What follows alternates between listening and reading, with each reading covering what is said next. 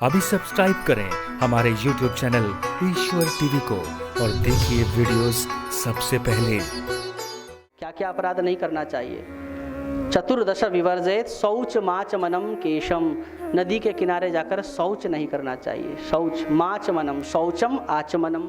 आचमन अर्थात, आचमन का अर्थ यहाँ पर कुल्ले से है। एक शब्द के कई अर्थ होते हैं ना, तो आचमन अर्थात कुल्ला नहीं करना चाहिए। शौच माच मनम केशम, केश नहीं बनाने चाहिए, बाल नहीं बनाने चाहिए, क्योंकि बाल बनाओगे घाट पर तो क्या होगा, कंघी में बाल आएंगे। अब कंघी में बाल आएंगे तो उसको निकाल के आप बटुए में लेके वापस थोड़े आओगे, वहीं तो फेंकोगे। अब वहीं फेंकोगे तो फिर वो जब वहाँ पर धुलाई होगी तो फिर वो गंगा जी में ही, नदियों में ही जाएंगे, तो फिर उससे जल दूषित होगा। तो बाल भी नहीं धोना चाहिए, तो बाल भी नहीं बनाना चाहिए। शौच माचमनम केशम। और जो बात मैं आपको बताना चाह रहा था, मुख्य बात, निर्माल्यम मलघर्षणम। निर्माल्य कहते हैं भगवान को जो चीज़ चढ़ाई जाती है उसको निर्माल्य कहते हैं। चढ़ने के बाद जो चीज़ उतरती है, जैसे ये सब निर्माल्य है। ये आज भगवान को चढ़ गया, कल दूसरा चढ़ेगा तो ये निर्माल्य हो गया, पुराना हो गया, इसको निर्माल्य कहते हैं। तो भगवान को चढ़ी हुई चीज़ें भी नदियों में प्रवाहित करना चतुर्दश विवर्जेत, 14 अपराधों में से एक अपराध कहा गया है। चतुर्दश विवर्जेत निर्माल्यम मलघर्षणम।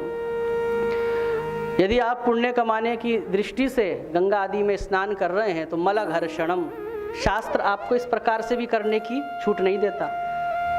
आप गए हैं पुण्य कमाने, जितने रूल फॉलो होंगे पुण्य उतना मिलेगा।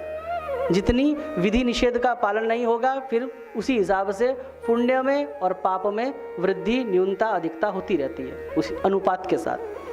तो आपने अगर ऐसे कर दिया मलघर्षणम, तो फिर आपके पुण्य में अल्पता आ जाएगी, कमी आ जाएगी। अरे मैल रगड़ना तो छोड़ो, गात्र संवाहनम, ऐसे करना भी निषेध बताया। रगड़ना तो छोड़ो, ऐसा करना भी नहीं है। केवल डुबकी लगानी है, सीधा बाहर निकलना है और फिर प्रोंछन करना है। प्रेम से कही श्री राधे। और वस्त्र त्याग मथाघातम।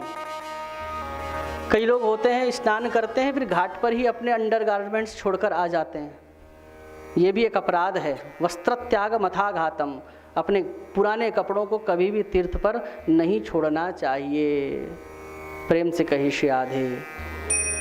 तो क्या अद्भुत हमारी ये पद्धतियाँ हैं, पूरे प्रकृति में ही हम परमात्मा का दर्शन करते हैं।